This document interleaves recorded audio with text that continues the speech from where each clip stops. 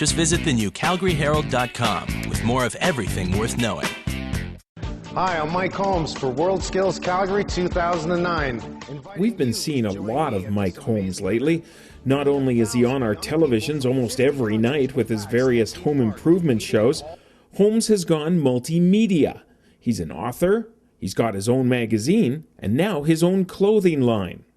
Competing at World Skills Calgary 2009. His work with World Skills 2009 and his Grand Marshal for the Stampede Parade, here we go, has brought him to southern Alberta lots lately. Now there's a different parade for Mike Holmes to lead, an environmental crusade. The problem is that we're not teaching green, and this is Holmes is passionate about building green. He's constructing an environmentally sustainable community south of the city, using what he calls the best new technology available. This week he was in town for a green building symposium and sat down for a few minutes with the Herald's DIY chick.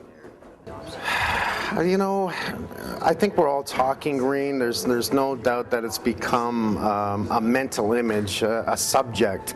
The problem is that we're not teaching green, and this is a really big issue because we're still teaching minimum code. It's no different now, a couple of code changes than 30 years ago.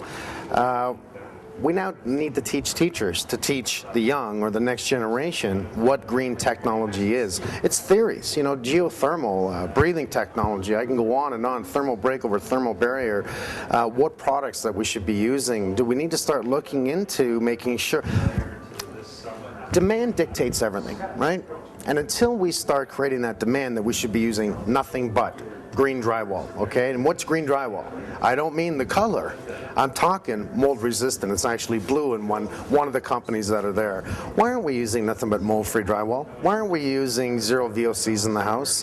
Why aren't we teaching how to build better homes? And I think it's because we just don't know how to do it.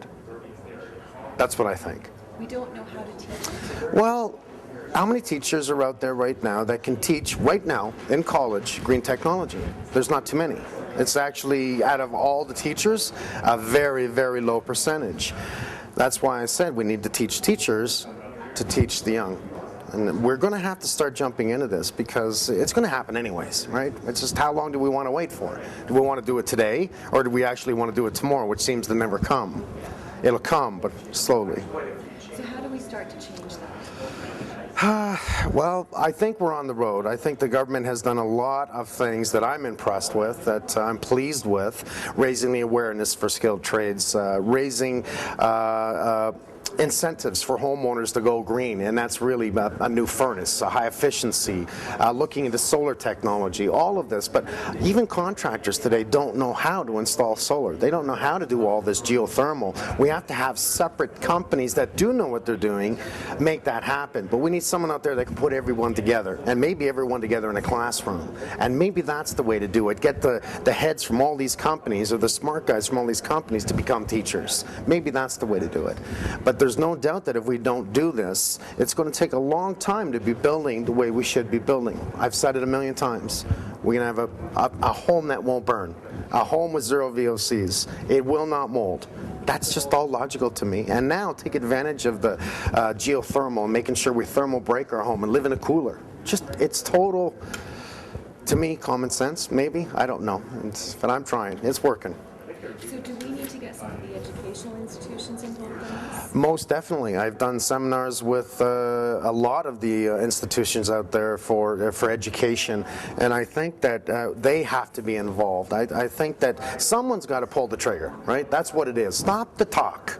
Now we got to walk the walk. Pull the trigger, make sure it happens, that we're going to put this in a process that begins now. You know, I want this across the country, so how do I have all these people build it? Well, I've got to create and teach in the same way at the same time. So that's exactly what I'm doing. That way, I will leave a house in every project that will be donated to the schools that is a cross-section, which will become an education program. I'm sort of giving you a little more than I should, maybe. But I think it's about time I start opening my mouth on how I'm going to do this. This way, schools can come in. They can see this green technology and how we did it, how we succeeded, all the stats on everything we've done, the strength of the home, how it's increased the lateral, how we collect the rainwater, how we use Mother Nature's land, how we're taking the water from the land and giving it back again without taking it from the lake and putting it to the lake. It's pretty phenomenal what we can do with water just in one area. And we're going to do it. So proof's in the pudding. When it's done, you'll see.